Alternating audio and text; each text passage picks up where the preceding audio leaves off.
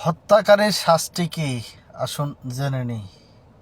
অবৈধভাবে কেউ কাউকে ইচ্ছাকৃত হত্যা করলে তার শাস্তি হচ্ছে নিঃশ্বাস তথা হত্যার পরিবর্তে হত্যা,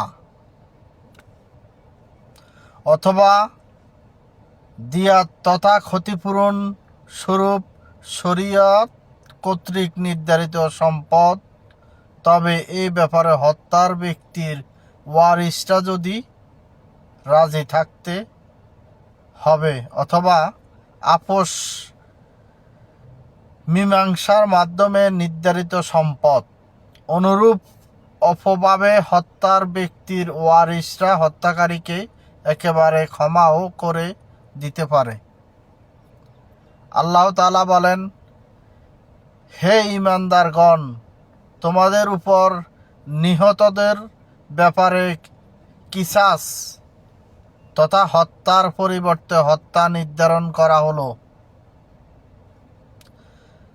স্বাধীনের পরিবর্তে স্বাধীন, দাসের পরিবর্তে দাস এবং নারীর পরিবর্তে নারী।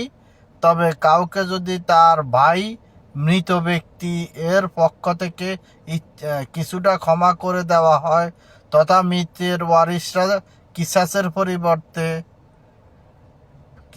পরিবর্তে দিয়াত গ্রহণ করতে রাজি হয়, মানে কিছু অর্থ সম্পদ গ্রহণ করতে রাজি হয়, তবে ওয়ারিশরা যেন ন্যায়সঙ্গতভাবে তা আদায়ের ব্যাপারের তাগাদা দেয় এবং হত্যাকারীর যেন তা সম্ভাব্যে আদায় করবে। এই হচ্ছে তোমাদের প্রভুর পক্ষ থেকে লঘু সংবিধান এবং তোমাদের উপর তার একান্ত করুণা।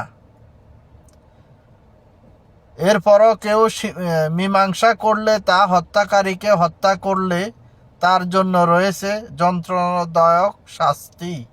সূরা বাকারা 178। কিসাসের সত্যিকার অর্থে কোনো ধরনের মানবাধিকার লঙ্ঘন নয়, বরং তাতে এমন অনেকগুলো ফায়দা রয়েছে যা একমাত্র বুদ্ধিমানরাই উদ্ঘাটন করতে পারে। আল্লাহ তাআলা কিসাসের কায়দা বা উপকার সম্পর্কে বলেন, হে জ্ঞানী লোকেরা, কিসাসের মধ্যে তোমাদের সকলের বাস্তব জীবন লুকায়িত আছে। কোনো হত্যাকারীর উপর কিসাসের বিধান প্রয়োগ করা হলে অন্যরাও ভয়ে আর কাউকে হত্যা করবে না এবং অনেকগুলো তাজা জীবন মৃত্যুর হাত থেকে রক্ষা পাবে। এতে করে হয়তোবা তোমরা আল্লাহ ভীরু হবে। সূরা বাকারা 179। এখন কি ওয়ারিশগণ অর্থ সম্পদ নিয়ে মাফ করে দিবেন নাকি হত্যার বদলে হত্যা করবেন, সেটা এখন আপনাদের উপরে নির্ধারিত। জাযাকামুল্লাহ।